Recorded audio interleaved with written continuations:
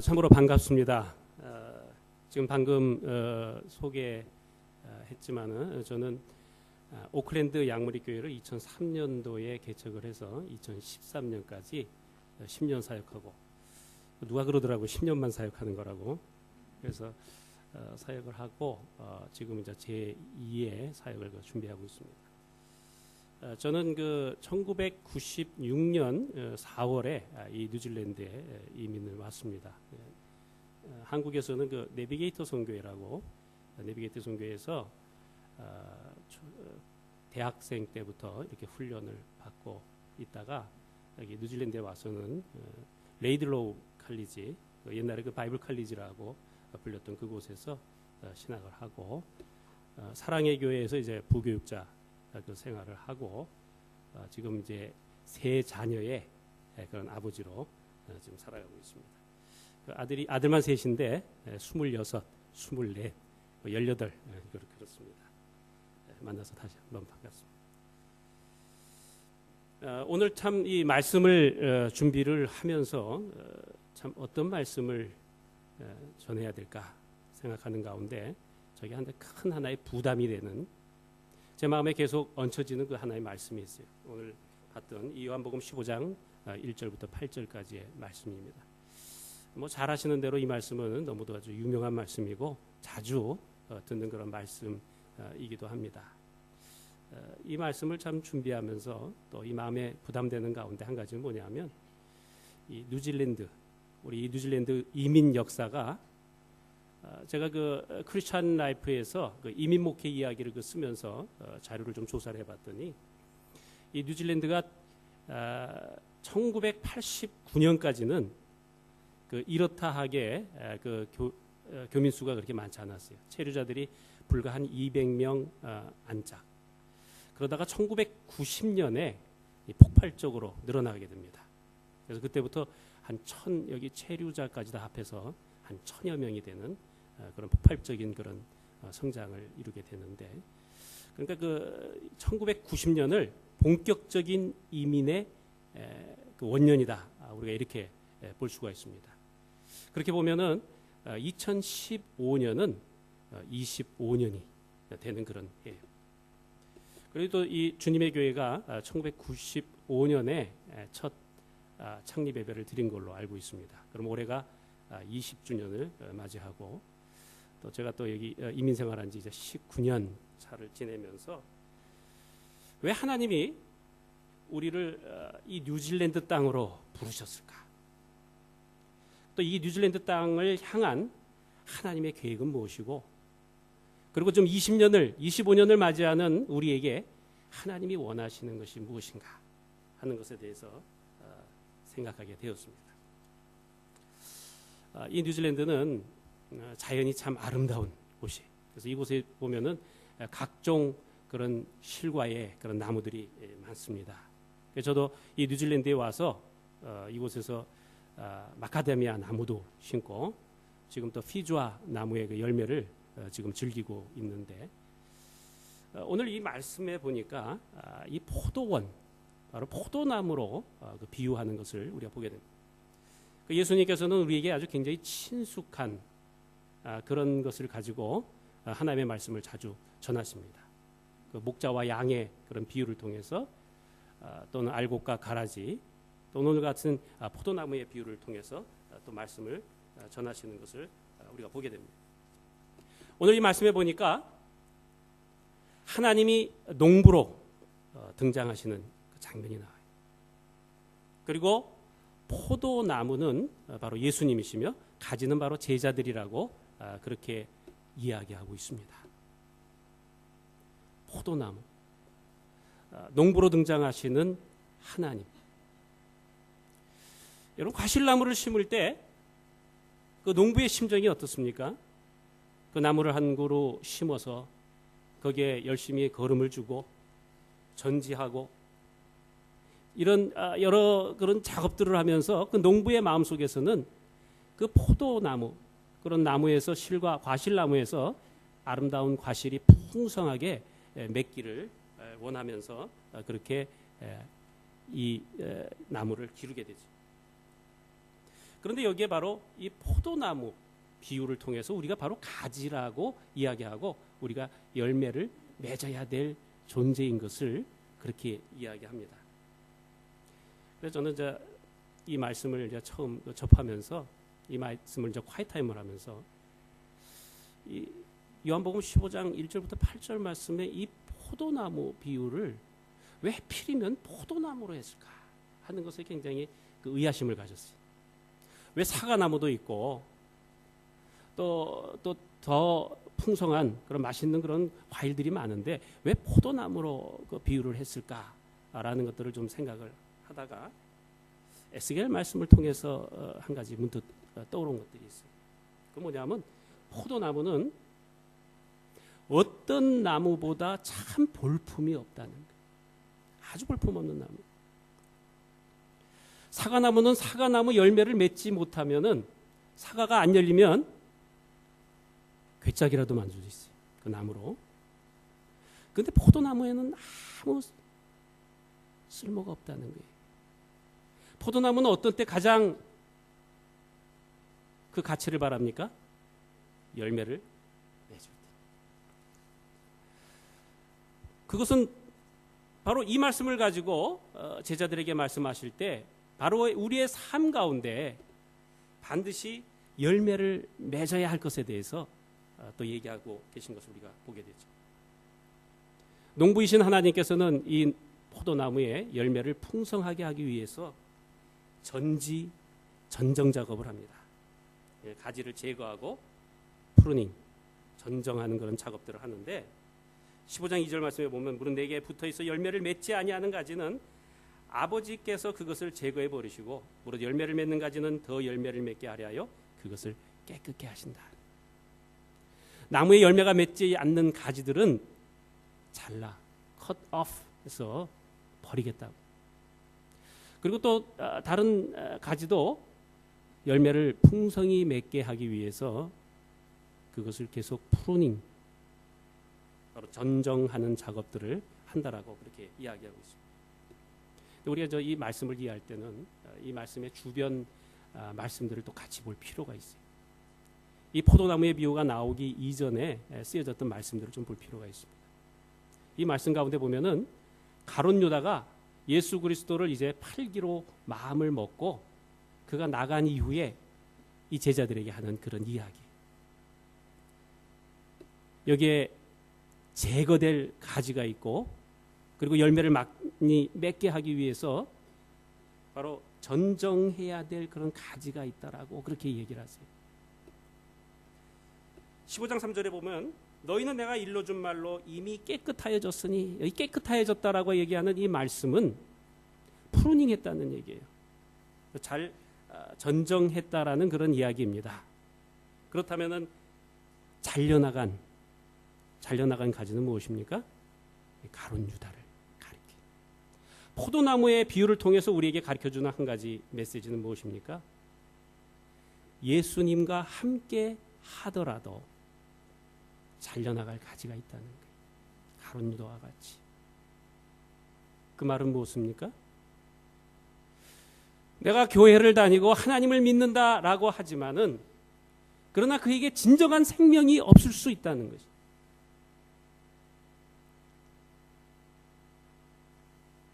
그래서 성경은 뭐라고 얘기합니까? 내가 정말 하나님 안에 있는지 내 자신을 스스로 검증해보라.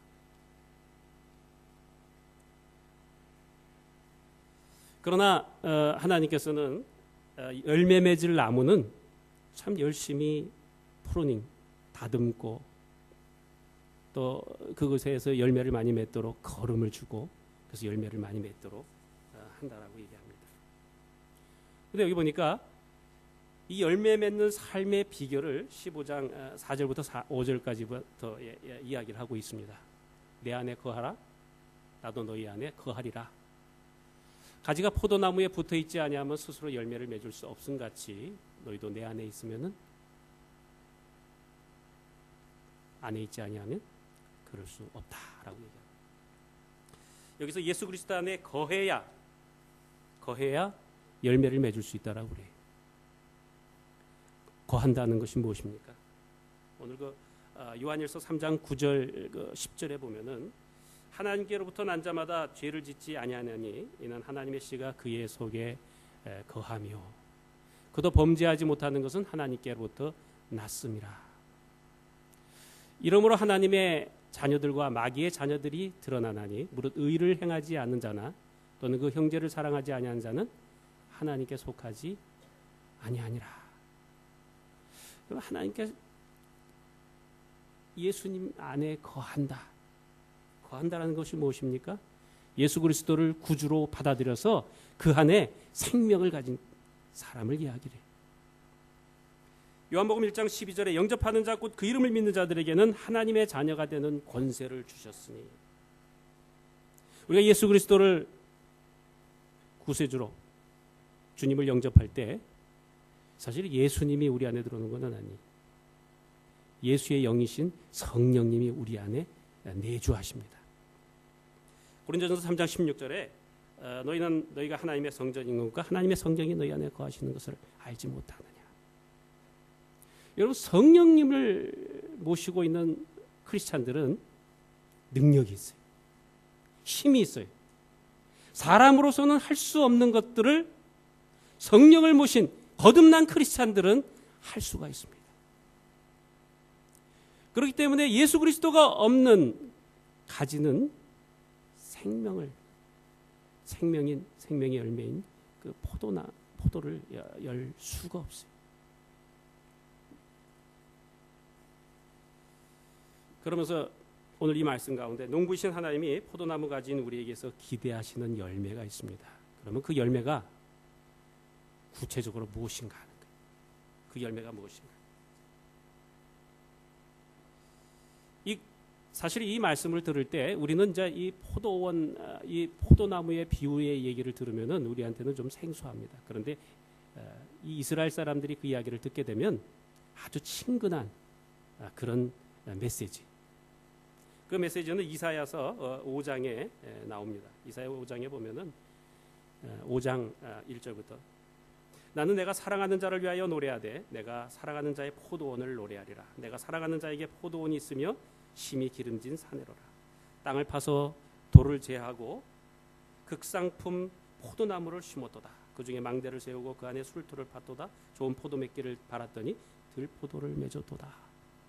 이 포도원의 노래라고 불리우는 이것을 통해서 바로 남유다 백성들을 향해서 준엄하게 꾸짖으시는 장면이 바로 여기에 나와요.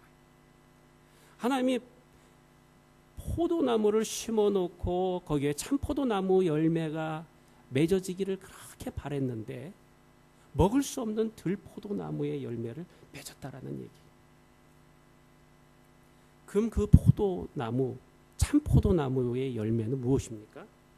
우리 5장 7절에 보면 이런 말이 나와요. 무릇 만군의 여호와의 포도원은 이스라엘 족속이요 그가 기뻐하시는 나무는 유다 사람이라. 그들에게 정의를 바라셨더니 도리어 포악이요 그들에게 공의를 바라셨더니 도리어 부르짖음이었더라. 여기 언어 유의가 나와요. 여기서 정의라고 되어 있는 그 미슈파트를 바라셨더니 도리어 미시파흐 유사품이, 그런데 전혀 다른 뜻이, 하나는 정이고 하나는 포악이. 그들에게 공의 체다카를 바라셨더니 도리어 부르짖음 채악하였더라. 그 남유다 백성들에게 바랐던 열매가 무엇입니까? 참포도나무 열매가 무엇입니까? 미시파트 앤 체다카, righteousness and justice, 정의와 공의의 열매를 하나님이 바라셨다는 거예요. 그런데 바로 이것을 이야기를 하면서 실패한 남유다 백성의 이 포도원 비유를 예수님께서 지금 이 요한복음 15장에서 그대로 지금 인용해서 얘기하고 있어요. 근데 몇 가지 좀 바뀐 것이 있어요. 구약에서 포도원 지기의 노래의 농부는 하나님이신데 여전히 신약에서도 그 주인은 하나님이십니다. 농부는. 근데 포도나무가 유다 사람에서 이제 예수님으로 바뀌어요. 그 가지가 이제 제자들이. 유다 사람들, 우리 그 포도나무에 보면 그렇잖아요. 포도나무에 그 스템이 있고 그 스템에 그 가지가 있어서 그 가지에서 그 열매를 맺는데 그 스템에서 계속 물을 공급하고 영양분을 공급해 줘야 그 가지에서 열매가 맺어지. 그런데 그 열매를 맺지 못하는 남유다 사람들, 그 남유다의 그 스템, 그 줄기를 대신해서 바로 예수님 자신이 그 포도나무 줄기가 되시는 것을 볼 수 있어요. 이 포도나무는 그 성전에 들어가는 그 입구에 그려져 있었던 그렇게 얘기를 해요. 그래서 그 성전의 기능에 대해서 포도나무는 자신의 생혈을 주기 위해 산다. 그 꽃은 작으나 그 열매는 풍성하다. 그리고 그 열매가 성숙하고 포도나무가 잠시 동안 화려할 때 포도라는 보배는 떼어지고 포도나무는 바로 줄기까지 잘려진다. 여러분 이 말씀을 보면서 무슨 말씀이 생각이 됩니까?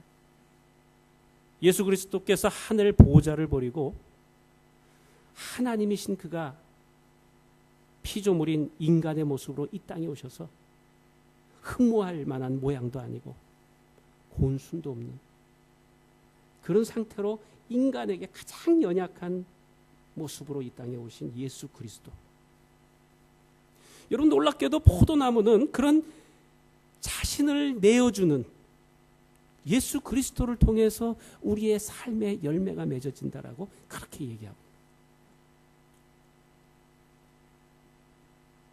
바로 미슈파트 앤 체다카 정의와 공의의 열매는 예수 그리스도를 통해서 남유다 사람들이 우리 인간은 그 죄악으로 똘똘 뭉쳐져 있어서 그런 열매를 맺지 못해요.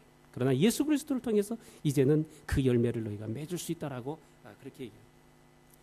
여기에 등장하는 그 미슈파트와 체다카라는 단어, justice and righteousness. 그 이 말씀은요 구약에 어마어마하게 많이 등장해요. 사실 이거를 그 히브리어 원어로 보면 미슈파트 체다카라는 그런 단어, 체다카 하나만 가지고 봐도 사용된 횟수가 구약에 276회 그렇게 인용이 됩니다. 300회가 넘도록 그렇게 자주자주 언급되는 게 righteousness and justice, 정의와 공의라는 그 단어예요. 그런데 왜 우리가 그것을 제대로 발견하지 못합니까? 우리 개혁 성경은 지금 개혁 한글은 좀 이제 이번에 개혁 개정판은 좀 일치가 돼요. 근데 그 옛날 개혁 성경에는 이 단어를 번역할 때 그 뜻을 따라서 의나 공의나 공평이나 정의나 의로움이나 이런 다른 단어로 치환해서 쓰고 있어요. 그 뜻을 살리기 위해서. 미슈파트와 체다카라는 단어가 그렇게 구약에서 계속 원하고 하나님께서 이미 구약 시대에 사람들을 통해서 바로 미슈파트 체다카 이 열매를 맺기를 간절히 바라셨다. 성경이 아주 굉장히 중요한 그런 주제입니다. 시편 89편 14절에 공의와 정의가 주의 보좌의 기초라. 바로 하나님의 모든 다스림의 그 기초가 미슈파트된 체다카랍니다. 창세기 18장 19절에 보면은 아브라함을 택하신 하나님. 왜 아브라함을 택했느냐라는 것에 나와요. 여러분 내가 그로 그 가속과 권속에게 명하여 여호와의 도를 지켜 공의와 정의를 행하게 하여 그를 택하였나니 이는 나 여호와가 아브라함에게 대하여 말한 일을 이루려 함이니라라고 얘기하고 있습니다. 우리가 잘 아는 대로 그 아모스 선지자가 아모스 5장 21절 24절에 보면 내가 너희 절기들을 미워하여 멸시하며 너희 성회들을 기뻐하지 아니하나니 너희가 내게 번제나 소제를 드릴지라도 내가 받지 아니할 것이요 너희의 살진 희생의 화목제도 내가 돌아보지 아니하리라. 내 노랫소리를 내 앞에서 그칠지어다 내 비파소리도 내게 듣지 아니하리라.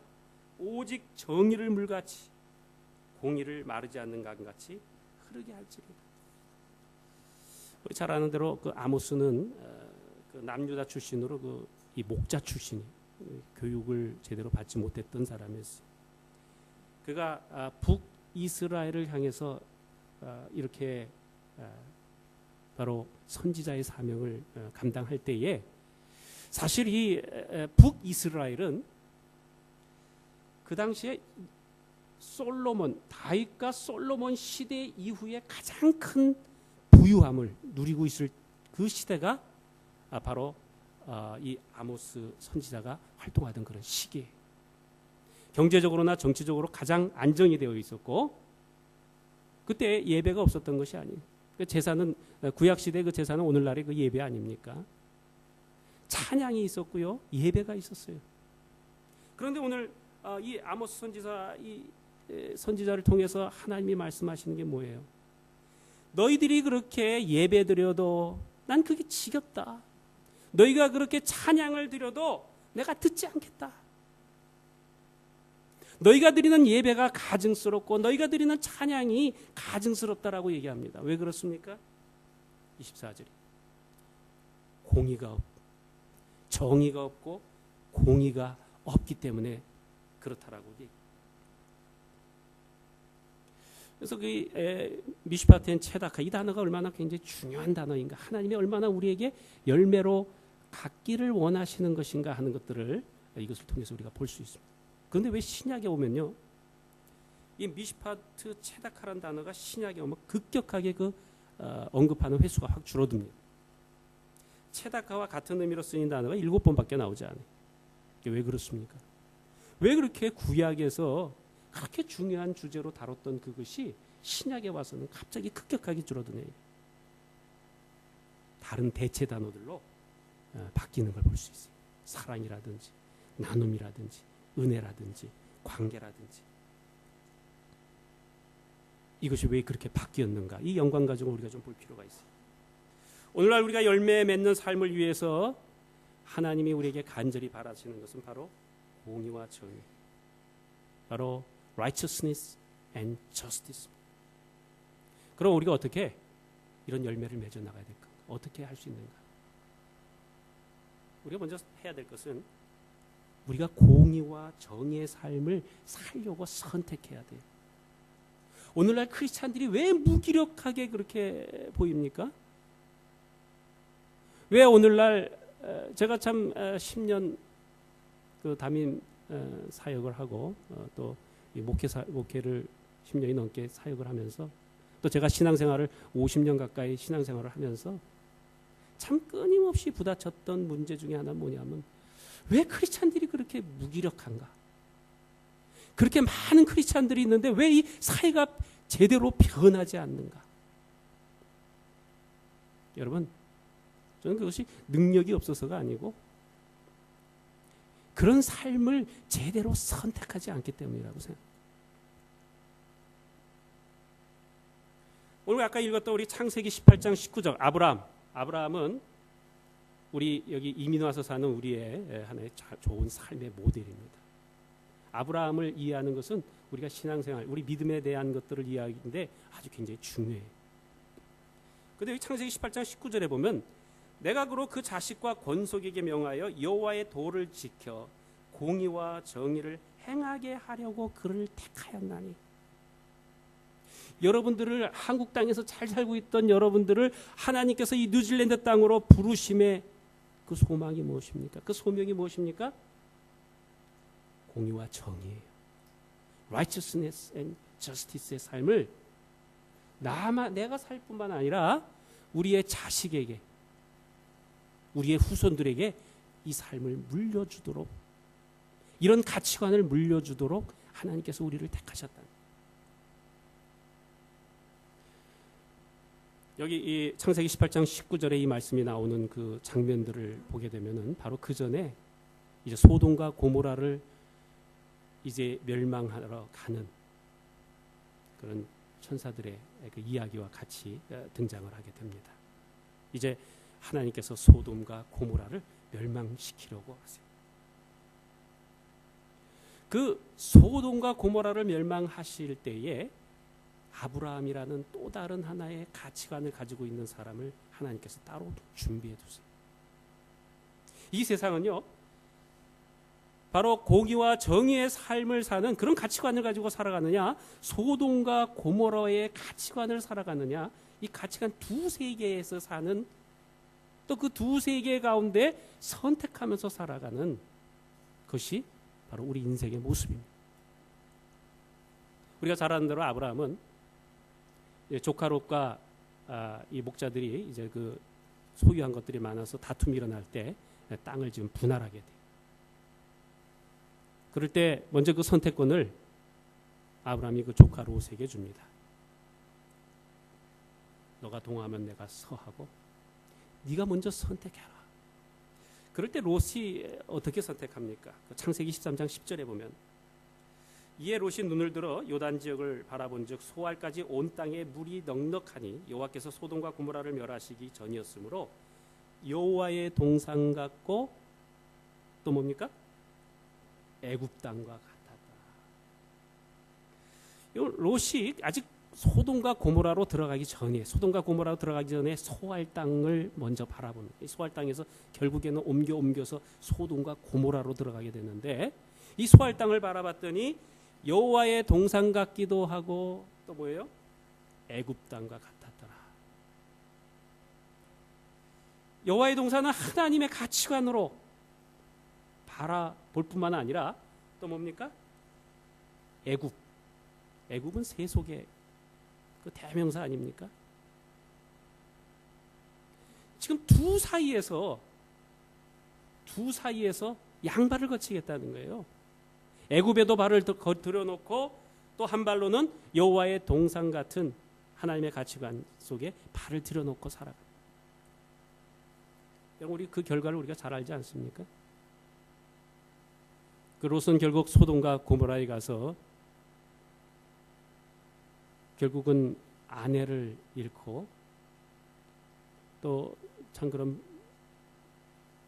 참 입에 담기 힘든 그런 일들이 일어나잖아요. 그러나 성경은 뭐라고 합니까? 조카 롯을 여전히 의인이라고 불러요. 이것은 우리에게 우리 현대를 살아가는, 우리가 신앙생활하고 있는 바로 우리의 두 가지 모습을 보여줍니다. 전적으로 내가 미슈파트한 체다카의 그 가치관을 따라서 살아가느냐, 아니면 이 세상에 적당히 한 발을 들여놓고 살아가느냐.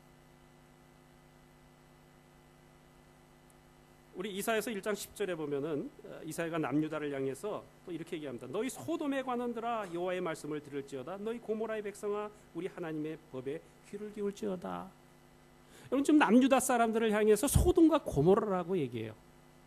그들이 여전히 하나님 앞에 예배드리고 있었고 그들이 여전히 하나님 앞에 찬양을 드리고 있었지만 그들을 소돔과 고모라라고 얘기합니다. 소돔과 고모라는 어떤 땅입니까? 그것은 적자 생존, 정글의 법칙이 존재하는 곳이, 강한 자만이 살아남고 1등부터 100등까지 줄을 세워서 상위 몇 퍼센트만 살아가는 그런 세상이었어요. 소돔과 고모라는 쾌락을 추구하는 그런 땅이었습니다. 그런 가치관을 가지고 살아가는 곳이, 거기서는 물질 만능주의가 팽배한 그런 곳이었습니다.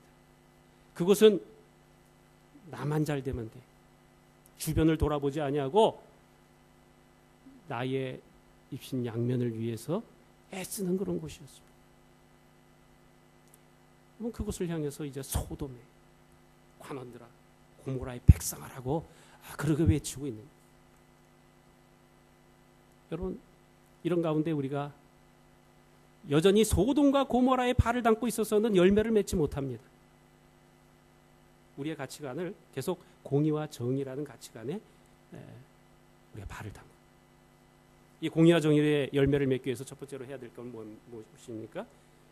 올바른 일을 택해야 돼요. 구약에서 그 의라고 얘기하는 이 체다카, 이 체다카는요, 의라는 단어는 관계의 요구를 성취하는 것, 그것을 체다카 의라고 그래요. 의의 정의예요. 이게 무슨 말이냐? 우리는 이 세상에서 많은 관계 속에서 살아가잖아요. 이 관계, 많은 관계 가운데 살아요. 뭐 왕과 백성으로, 또는 정부와 시민으로, 목자와 양, 또 부모와 자녀로, 남편과 아내로, 고용주와 고용원과 여러 가지 관계. 제가 그 아들이 셋이 있는데 둘째 아들이 어느 날 어떤 키위 어떤 친구하고, 크리스찬 친구인데 그 친구하고 이제 이야기를 하는 가운데, 너는 기독교를 뭐라고 생각하느냐? 기독교의 가장 중요한 한 가지 단어를 얘기하면 뭐라고 얘기하겠느냐? 라고 했더니 그 키위 친구가 관계다, 릴레이션십이다, 그렇게 얘기하더니 저는 참 성경을 참 제대로 이해하고 모든 것들을 참 잘 파악한 단어다라고 생각합니다. 여러분 그 에덴 동산에서 왜 아담과 하와가 하나님과의 그런 관계가 왜 일그러졌습니까? 하나님은 또한 율법을 통해서 613가지의 그 율법을 통해서 우리에게 계속 이야기해 주시는 것, 그걸 두 가지로 정리하면 뭐라고 그랬죠? 하나님 사랑, 이웃 사랑. 하나님과 나와의 관계가 어때야 된다? 나와 이웃과의 관계가 어때야 되느냐? 한마디로 이야기되는 거 아니에요? 의라는 것은 이 두 관계 사이에 반드시 이루어져야 될 올바른 요구, 그것을 해나가는 것이 바로 의다라고 얘기합니다. 우리가 하나님과의 그런 관계에서 하나님이 요구하시는 것이 있어요. 그것을 이루는 것이 의입니다. 정부와 시민 사이에 법으로서 요구되어지는 것이 있어요. 그것을 이루는 것이 의입니다. 그것이 공의예요. 고용주와 고용원 사이에 요구되어지는 것이 있어요. 그것이 의예요. 여러분, 소돔과 고모라로 살아가는 것이 무엇입니까? 이 뉴질랜드 땅에 살면서 제가 참 통탄하는 것 중에 하나가 뭐냐면, 왜 뉴질랜드에 살면서 왜 고용주의 입장으로 참 이 나라에서 얘기하는 그 최저임금 제도가 있는데 그건 또 한국식으로 해요. 그래서 최저임금을 주지 않고 한국 최저임금으로 이렇게 줍니다. 또 고용원의 입장에서는 또 정말 성실을 다하지 아니하고 적당히 시간만 때우려고 그렇게 하는 현상들이 있어요. 정부와 시민 관계, 우리가 이 땅 가운데서 세금 내는 거 정당하게 되는 것이 그게 의예요. 여러분, 이런 모든 그 의, 관계에서 요구되어진 것들을 성실하게 이루어 나가는 것, 그것이 바로 미시파트 체다카예요. 그게 공의와 정의의 삶이에요. 이것을 어긋나는 삶들이 뭡니까? 그게 소돔과 고모라의 삶이에요.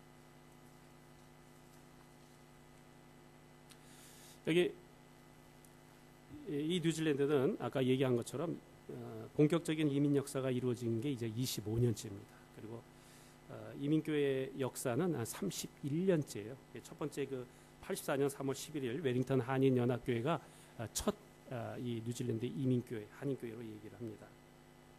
그런데 우리보다 앞서 있는 그 미국, 2003년이 이민 100주년을 맞이했어요. 미국에서.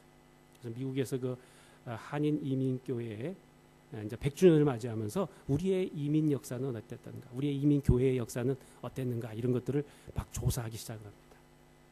근데 놀라운 사실이 거기서 발견이 됐어요.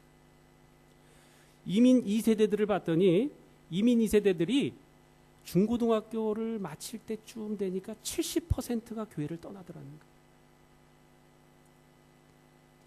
대학을 마친 아이들은 90%가 교회를 떠나더래요. 깜짝 놀란 거예요.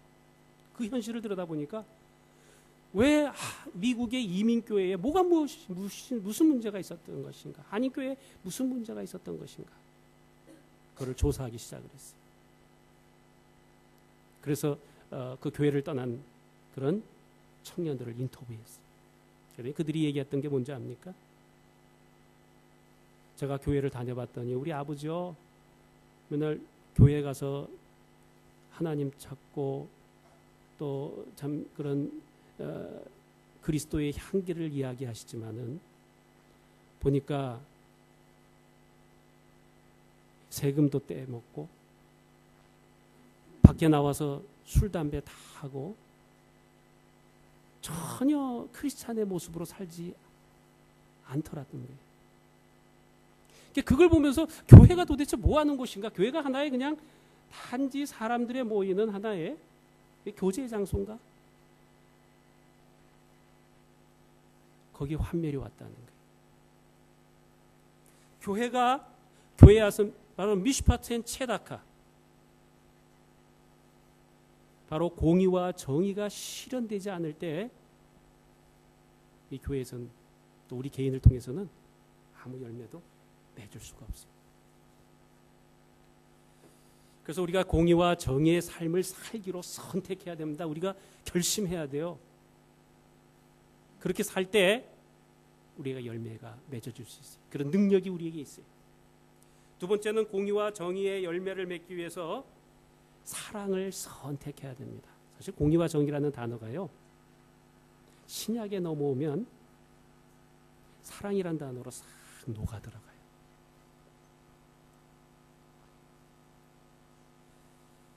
여기서 아까도 얘기했지만은 그 예수 그리스도 안에 거할 때 열매를 맺을 수 있다고 그러지 않았습니까? 이 거한다는 것이 무엇입니까? 사랑 안에 거하는 거예요. 우리가 바로 예수님이 우리 안에 살고 있다는 것, 예수님이 우리 안에 계시다는 것을 무엇으로 확인합니까?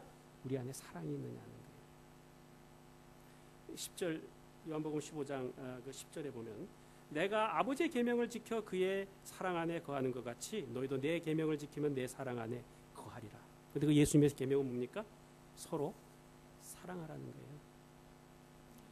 여러분, 사랑은요, 첫 번째로 사랑은 차별하지 않습니다. 그것도 넓게는 이웃에게 해를 끼치지 않아요. 그것이 사랑이에요. 야고보서 2장 8절 9절 이 말씀이 나오기 전에 나중에 한번 좀 읽어보시기 바랍니다. 거기에 보면 바로 교회에, 오늘날로 따지면 교회에 들어온 두 사람을 보는 시각에 가는, 교회 예배 들어오는데 한 사람은 명품으로 옷을 입고 보기에도 상당히 지적으로 보이고 뭔가 굉장히 있어 보이는 분이 한 분이 교회로 들어와요. 그런데 또 한 사람은 남하고 그 사람 사귀면은 손해 날 것 같아. 그 사람 사귀면은 요구할 게 많을 것 같아. 그래서 슬그머니 그 사람을 피합니다. 그것에 대해서 야고보서 2장 8절 9절에서 이렇게 얘기해요. 너희가 만일 성경에 기록한 대로 내 이웃 사랑하기를 내 몸과 같이 하라 하신 최고한 법을 지키면 잘하는 것이거니와 만일 너희가 사람을 차별하여 대하면 죄를 짓는 것이니 율법이 너희를 범법자로 정하리라. 그걸 차별하는 거예요. 차별하는 것은 사랑과 반대되는 것입니다. 여러분, 교회 안에 차별이 없어야 돼요. 우리가 지금 이 세상에 우리는 저 진화론적인 그런 시각을 가지고 살아갑니다. 그래서 적자생, 적자만 거기에 적합하게 적응한 것 존재만 살아남. 그러나 하나님의 원리는 그게 아니에요. 하나님의 원리는 모두가 더불어 함께 가는 것이에요. 약한 자가 있고 강한 자가 있습니다. 약한 자와 강한 자가, 어떤 사람 좀 게으른 사람이 있고 더 부지런한 사람이 있어요. 태어날 때부터 그렇게 된 사람이 있어요. 그러니까 부지런한 사람이 좀 게으른 사람을 향해서 넌 왜 이렇게 맨날 게으르냐라고 할 것이 아니라 그 게으른 자의 그 부족한 부분을 채워주도록 하는 것, 그것이 사랑이에요. 그것이 공의와 정의의 세계예요. 그런 가치관 가운데 살아가는 거예요. 그러니까 성경 곳곳에서 비판하지 말라고 그러잖아요. 그죠? 내가 너의 연약함을 내가 채우겠다. 여러분, 자녀들도 혹시 공부에 따라서, 공부 잘하는 아이들은 내가 아주 끔찍하게 좋아하는데 말썽 부리고 참 그런 아들은 차라리 없었으면 좋았을 거예요. 혹시 이렇게 생각하지 않습니까? 그 연약함 그대로 받을 수 있는 것, 차별을 두지 않는 것, 그것이 사랑이에요. 이 교회 안에 바로 그런 모습이 우리에게 나타나요. 그런 열매가 우리에게 나타나요.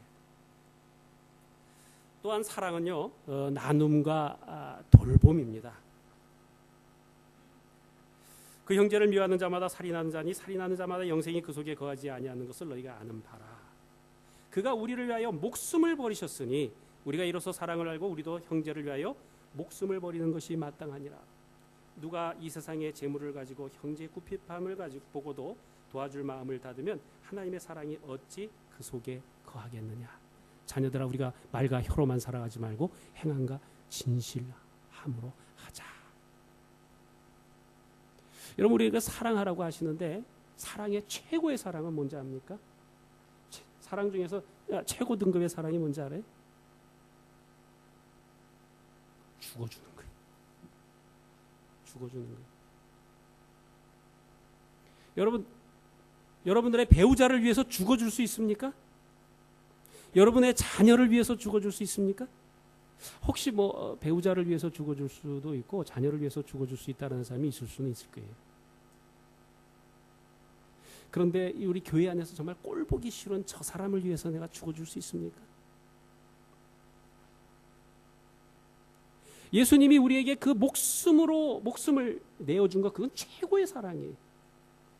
그런데 그 사랑으로 우리에게 주실 때 우리의 모습이 어떻다고 얘기합니까? 로마서 5장 8절에 뭐예요? 우리가 연약할 때에, 우리가 죄인 되었을 때, 경건치 않을 때에 아주 형편없었던 존재였던 우리를 위해서 예수님이 자신의 목숨을 내어주셨다는 거예요. 우리의 사랑의 궁극적인 목표는 뭐가 돼야 됩니까? 내가 저 사람을 위해서 죽어줄 수 있어요. 저는 참 목회하면서 이 말씀이 엄청난 부담이었어요. 교인들을 보면서 항상 제 자신 가운데 반문합니다. 내가 저 사람을 위해서 죽어줄 수 있는가? 저렇게 말썽 피우는 저분을 향해서 내가 대신 죽어줄 수 있는가? 난 아직도 사랑이 부족해. 아직도 멀었어. 그 목표를 향했습니다. 여러분, 목숨도 내어준다라고 얘기하면 내가 가지고 있는 재물이 뭐가 아깝습니까? 내가 가지고 있는 시간이 뭐가 아깝습니까? 여러분, 이 사랑은 내가 가진 것을 나누는 거예요. 나누고 돌보는 거예요. 또한 이 사랑은요, 나눔입니다. 나눔. 우리가 이 공의와 정의, 이게 이 신약 시대에 와서는 그 나눔이란 단어로 또 이야기되는데, 나눔의 단어, 이 나눔이라는 게 우리가 잘 알고 있는 그 교제라는 단어 있죠. 코이노니아. 그 코이노니아든 교제라는 단어의 그 근본을 보면 그것도 나눔이에요. 우리 교회 안에 정의와 공의가 실현되는 열매는 뭡니까? 우리의 나눔이 있어야 돼요. 그 나눔은 뭡니까? 고통도 함께 나누고 시간도 함께 나누고 기쁨은 나누면 2배가 되고 슬픔은 나누면 절반이 된다. 여러분, 사랑의 가장 궁극적인 그런 실천은 나눔이에요. 저 여기 주님에게 막 오면서 저 창고에서 그 물건들을 막 꺼내는 걸 보면서 얼마나 흐뭇했는지 몰라요. 뭔가 제가 자세히는 모르지만 그 물건들이 서로 나눔을 위해서 쓰여지겠구나라고 생각하면서 아주 굉장히 흐뭇했습니다. 이 나눔, 우리 그 초대교회 멤버들은 이 나눔에 아주 엄청난 열심을 가지고 있었어요. 사도행전 4장 32절에 보면 믿는 무리가 한 마음과 한 뜻이 되어 모든 물건을 서로 통용하고 자기 물건을 조금이라도 자기 것이라 하는 이가 하나도 없더라. 그 중에 가난한 사람이 없으니 이는 밭과 집 있는 자는 팔아 그의 판 것의 값을 가져다가 사도들의 발 앞에 두매 그들이 각 사람의 필요를 따라 나눠줬더라고 그랬어요. 나눔이.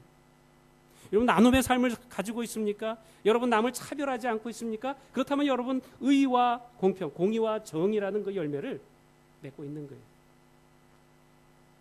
나 하나의 신앙생활에만 연연합니까? 소돔과 고모라의 삶이에요. 말씀을 맺겠습니다.